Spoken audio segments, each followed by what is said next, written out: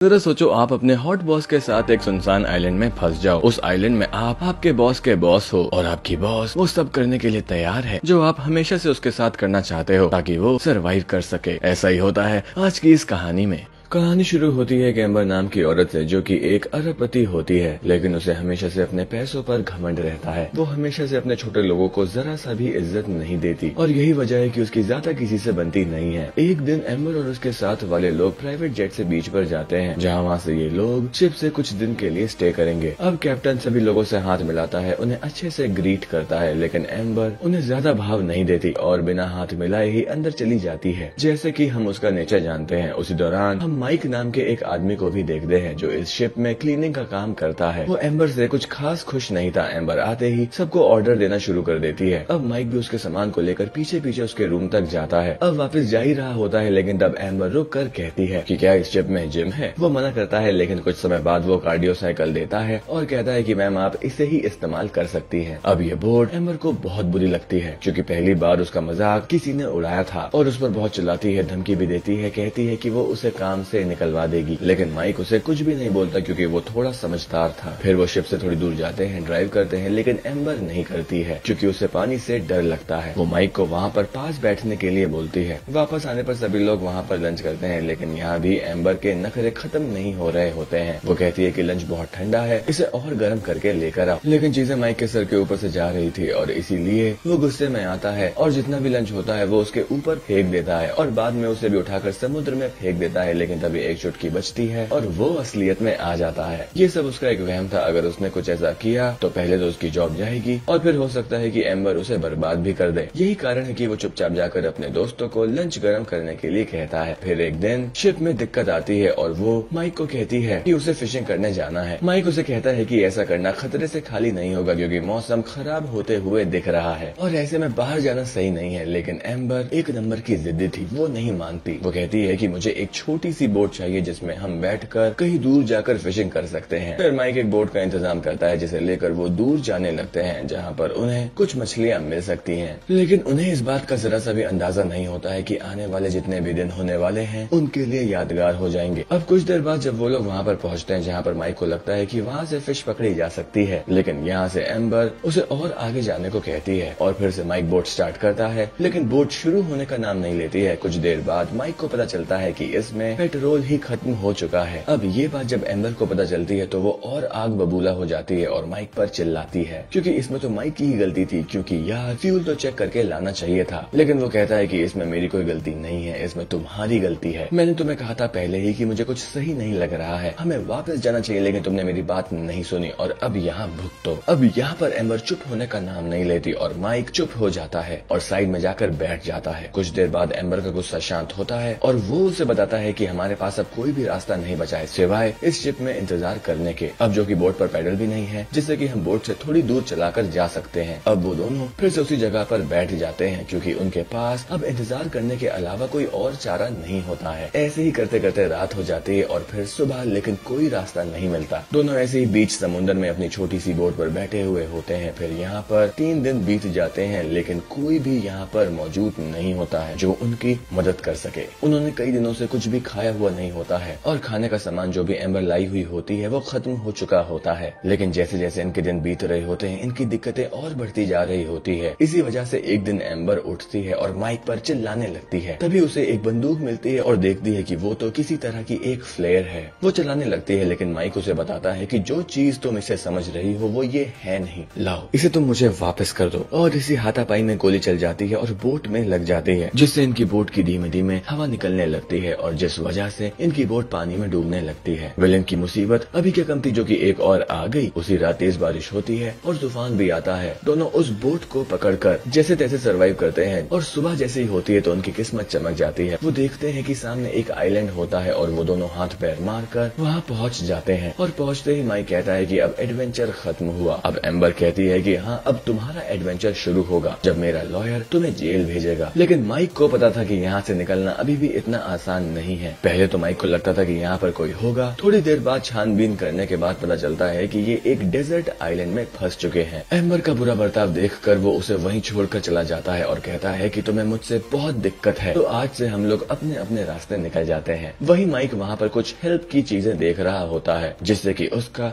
थोड़े दिन का तो गुजारा हो जाए। शुरुआत में तो उसे कुछ भी नहीं मिलता है, लेकिन कुछ देर बाद उसे एक झोपड़ी मिलती है और कुछ बॉटल्स भी, जो कि शायद किसी इंसान की थी। शायद वो भी कुछ समय पहले यहाँ पर फंस गया हो। अब यहाँ उसके रहने का इंतजाम हो जाता है और बस उसे अपने खाने का जुगाड़ करना होता है। अब पास में समुद्र था तो उसे ज्यादा ढूंढने की जरूरत नहीं थी, लेकिन उसे थोड़ी मेहनत तो करनी पड़ेगी। इसके लिए वो सबसे पहले नुकीले हथियार बनाता है जिससे वो पहले फिश को पकड़ सके, और फिर वो उस फिश को पकड़ लेता है और फिर वो घर के पास आकर आग जलाता है और बड़ी आसानी से खाने लगता है। और दूसरी ओर एम्बर ने पूरे आइलैंड का चक्कर लगा लिया था, लेकिन उसे कहीं भी कुछ भी दिखाई नहीं देता है। उसने अपनी पूरी जिंदगी रईसी में बिताई हुई होती है जहाँ पर एक चुटकी बजाने से सब कुछ मिल रहा था, लेकिन यहाँ पर उसे अपना गुजारा करने के लिए अपने साहस और दिमाग की जरूरत पड़ने वाली थी, जो कि उसके पास है ही नहीं। असल में दोस्तों, आपको इस कहानी में ये पहलू देखने को मिलता है। पहला ये कि कैसे एक गरीब आदमी अपनी जरूरतों को पूरा करने की कोशिश करता है। अब इतनी देर बाद चलने के बाद एम्बर वही थक कर बैठ जाती है। तभी उसकी नजर माइक पर पड़ती है जो आराम से फिश खा रहा था, और उसे देखकर एम्बर को जलन होने लगती है, लेकिन उसे तो भूख भी लगी हुई होती है। अब अपनी ईगो को छोड़कर वो माइक से खाने की रिक्वेस्ट करती है, क्योंकि अगर वो ईगो में रही तो भूखी मारी जाएगी। वो उसके पास जाती है और रिक्वेस्ट करती है और कहती है कि मुझे एक मछली खाने को दे दो, लेकिन माइक उसे मना कर देता है, क्योंकि माइक के साथ जो उसने शिप में किया था वो अभी उस बात को भूला नहीं है। वो उसे खाना देने के लिए मना कर देता है और वहाँ से जाने लगता है। फिर गुस्से में आकर एम्बर माइक पर मिट्टी फेंक देती है जो उसे बिल्कुल भी बर्दाश्त नहीं होता, और फिर उसके बाद वो उसे एक चाटा जड़ देता है और कहता है कि अगर तुम्हें खाना चाहिए तो मेरी कुछ शर्तें हैं जिसे तुम्हें मानना होगा। पहली, तुम मेरी कभी भी दोबारा बेइज्जती नहीं करोगी। दूसरा, यहाँ पे बॉस मैं हूँ, अगर तुम्हें यहाँ पे कुछ चाहिए तो तुम्हें उसे कमाना होगा। तीसरा ये कि तुम मेरे सारे कपड़े धोया करोगी और अब से मुझे मास्टर कहकर बुलाओगी। इसका मतलब दोस्तों, माइक उसे सही बदला ले रहा है और एम्बर भी इस बात को मान जाती है, क्योंकि उसके पास कोई और चारा भी नहीं होता, इसलिए वो उसके सारे काम करने लग जाती है। लेकिन गुस्से में अब माइक मछलियाँ पकड़ कर लाता है, वो उसे बनाती है और उसके सारे कपड़े भी धोती है, और फिर कुछ दिन ऐसे ही बीत जाते हैं। वो आग भी जलाना सीख जाती है, लेकिन माइक उससे काफी रूड बिहेव करता है। एम्बर को ना तो वो घर में सोने देता है और ना ही उसे कुछ अच्छे से खाने को भी देता है। माइक उसे कहता है कि अगर तुम्हें सोना है तो उसे उसके बेड पर सोना होगा, लेकिन एम्बर भी कहती है कि मैं किसी जानवर के साथ सो लूंगी, लेकिन तुम्हें किस नहीं करूंगी। अब यहाँ से सिचुएशन थोड़ी और खराब होने लगती है। माइक का बिहेवियर भी और रूड होने लगता है। अब पूरे आइलैंड में वो दोनों ही थे, इसलिए मजबूरन उन्हें एक दूसरे से बात भी करनी पड़ती थी, जिसकी वजह से उनके बीच में एक अंडरस्टैंडिंग होने लगती है। ऐसे ही एक दिन और आता है जिसमें वो दोनों मछलियाँ पकड़ रहे होते हैं और माइक एम्बर के करीब आ जाता है, और अब वो अपनी सारी हदों को पार कर देता है और एम्बर के साथ बदतमीजी करने लगता है। लेकिन वहाँ से वो उठ जाता है, क्योंकि माइक को एम्बर से सच्चा प्यार हो जाता है। वो उसे बताता है कि ईगो और घमंड हर इंसान के पास होता है, लेकिन उसका कैसे इस्तेमाल करना चाहिए वो इंसान पर निर्भर करता है। और फिर उसके बाद वो वहाँ से चला जाता है, और फिर एम्बर को समझ में आता है कि वो वैसा नहीं है जैसे कि वो उसे समझ रही होती है। फिर उसके बाद एम्बर माइक के पास जाती है और उससे माफी मांगती है, और अब वो भी उसे पसंद करने लगती है। फिर उसके बाद से वो दोनों एक अच्छे दोस्त बन जाते हैं और सारे कामों को आधा आधा करके बांटने लगते हैं। और अब यहाँ पे एम्बर को समझ में आ जाता है कि पैसा ही सब कुछ नहीं होता है, और पैसों ने ही उसे एक घमंडी औरत बना दिया था। और अब दोनों एक दूसरे के साथ काफी अच्छे से जीना शुरू कर देते हैं, और दोनों एक दूसरे के करीब भी काफी आ जाते हैं। कहीं न कहीं एम्बर को माइक पसंद आने लगता है, और माइक एक दिन कहता है कि तुमने मेरी उस दिन कितनी बेइज्जती करी थी। एम्बर बताती है कि हर चीज के पीछे एक वजह थी। मेरे हस्बैंड के साथ मेरा डाइवोर्स होने वाला है, जिस वजह से मैं बहुत इरिटेट हो चुकी थी और सभी के ऊपर चिल्ला रही थी। और ये बताते हुए वो रोने लगती है, जिसके बाद माइक उसे संभालता है, और यहाँ पर हम देखते हैं कि उनके जीवन की एक नई शुरुआत हो रही होती है। लेकिन एक दिन एम्बर जब लकड़ियां ढूंढ रही होती है तो उसे एक क्रूज दिखाई देता है, जो कि एक किनारे पे खड़ी होती है। पहले तो वो उसे आवाज देने की सोचती है, लेकिन बाद में रुक जाती है, क्योंकि शायद उसे वो दुनिया पसंद नहीं है जहाँ सिर्फ पैसों का मोल है। इसलिए वो वहीं पे रहने का फैसला कर लेती है। लेकिन तभी वहाँ पे माइक आता है और वो क्रूज वाले को आवाज देने लगता है, लेकिन एम्बर उसे ऐसा करने से रोकती है और कहती है कि माइक प्लीज चुप हो जाओ। माइक उससे पूछता है कि तुम ऐसा क्यों कर रही हो? तुमने कहा था कि तुम मुझसे प्यार करती हो, मुझे प्रूफ चाहिए। एम्बर बताती है कि आज से ज्यादा मैं कभी खुश नहीं रही हूँ, इससे ज्यादा मैं तुम्हें क्या प्रूफ दूं? मुझे वापस नहीं जाना है और मैं नहीं चाहती कि हर रोज मुझे कोई जज करे। माइक कहता है कि अगर तुम मुझसे प्यार करती हो तो इस दुनिया में कहीं भी प्यार करती रहोगी, लेकिन एम्बर उसे समझाती है कि अगर हम उस दुनिया में गए तो हम अलग हो जाएंगे। प्लीज ऐसा मत करो, मुझे तुम्हारे साथ रहना है, आई लव यू। लेकिन माइक कहता है कि तुम बदल जाओगी और मुझे प्रूफ चाहिए। खैर ये लोग उस क्रूज में बैठ जाते हैं और इसके बारे में एम्बर के हस्बैंड मिकी को भी चलता है पता, तो वो भी फौरन बोट पर आ जाता है एम्बर को लेने के लिए। लेकिन जब वो माइक को देखता है तो उसे थैंक यू कहता है, क्योंकि उसने इतने दिनों तक उसकी वाइफ को बचा कर रखा था। लेकिन यहाँ पे माइक एम्बर को देखता है, एक हल्की सी स्माइल देता है और वहाँ से चला जाता है। शायद उसे ये बात चल चुकी थी पता कि अब वो दोनों साथ नहीं रह सकते हैं, या फिर उसने यहाँ पर आकर गलती कर दी और ये सब उसे बाद में चलेगा पता। जब वो एक बार में जाता है तो वहाँ पर एक आदमी आता है जो एम्बर के हस्बैंड का आदमी होता है। उसके हाथ में पैसों से भरा एक बैग होता है जो वो माइक को देता है। वेल, माइक को देने के लिए एक इनाम होता है क्योंकि उसने एम्बर की जान बचाई हुई होती है। लेकिन माइक उस आदमी को धक्के मारकर वहाँ से भगा देता है, मगर वो आदमी उस बैग को वहीं छोड़कर चला जाता है। और माइक जब उसे खोलकर देखता है तो वो देखता है कि उसमें पैसे भरे हुए होते हैं, जिसे लेकर वो जाने लगता है। लेकिन बीच में उसकी नजर एक शॉप पर पड़ती है जहाँ पर काफी सारी एक्सपेंसिव रिंग होती है। माइक उन्हीं पैसों से एक रिंग ले लेता है, यानी कि वो फैसला कर लेता है कि वो एम्बर से शादी करके रहेगा। और इसके बाद वो एम्बर को कॉल लगाता है और कहता है कि मैं तुम्हें बहुत मिस कर रहा हूँ। वो कहती है कि तुमने जो भी फैसला लिया है मैं वो करने को तैयार हूँ, बस वो हमारे लिए सही होना चाहिए। वो कहती है कि अगर तुम चाहते हो कि हम दोनों साथ में रहें तो तुम मुझे एक लेटर लिखो और मेरे होटल के रिसेप्शन में उसे छोड़ दो एम्बर के नाम से। वो मान जाता है और उसके लिए एक लेटर लिखता है, मैं एक जगह पर तुम्हारा वेट करूंगा और जैसे ही तुम्हें लेटर मिले अपना सामान लेकर यहाँ आ जाना। फिर इसके बाद हम सब कुछ यहाँ पे छोड़कर लंदन चले जाएंगे और अपनी नई जिंदगी की शुरुआत करेंगे। फिर उसके बाद वो उस लेटर को